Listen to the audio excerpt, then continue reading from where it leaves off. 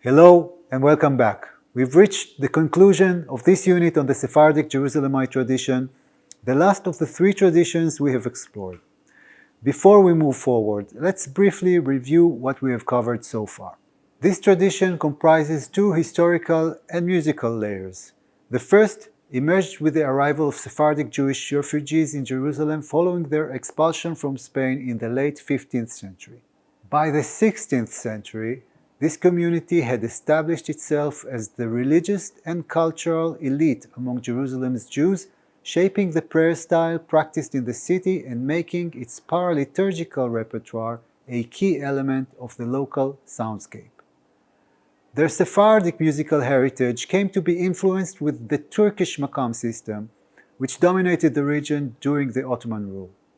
The second layer developed during the late 19th and 20th centuries, as waves of immigration of Middle Eastern and North African Jews arrived in the city.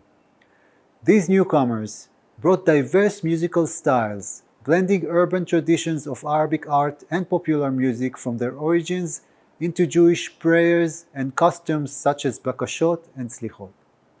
This phase represented an advanced stage of what ethnomusicologist Edwin Sarusin termed makamization, the centuries-long process through which the makam system became deeply embedded as a foundational framework for Jewish prayer.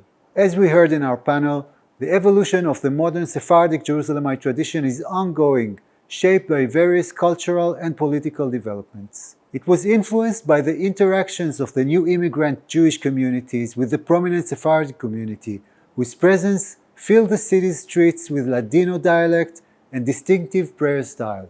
A pivotal factor in this evolution was the establishment of the Old Sephardic synagogues during Israel's early decades, which aimed to integrate diverse prayer styles into unified local Israeli tradition. Additionally, the evolution of the Sephardic Jerusalemite tradition facilitated a natural process of liturgical refinement, where shared elements from different traditions were preserved and consolidated into a more concise prayer style that better suited the modern pace of life. Family connections and friendships among members of once distant communities, now neighbors in Jerusalem, further fueled the tradition's development, a process that still continues today. The development of Jerusalem's liturgical music in the modern era reflected a profound search for musical direction within the city's Jewish communities that originated in the Middle East and North Africa. While local composers and religious leaders explored various musical paths, including Western styles prevalent in Ashkenazi practice, a decisive moment came with Harav Ovadia Yosef's groundbreaking rule, legitimizing the use of Arabic melodies in synagogues.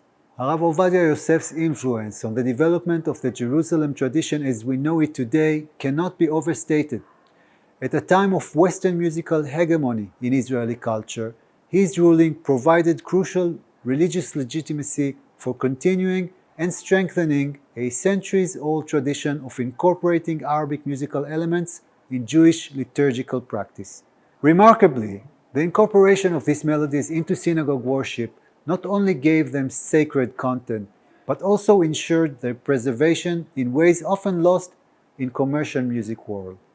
As a result, members of the Sephardic Jerusalemite communities became, knowingly or unknowingly, important agents in the preservation of Arabic music heritage. In the next and final unit of our course, we will first take a wider look at tradition in general and its main catalyst, cultural contact and exchange. Then, we will take a step further and look at the universality of music.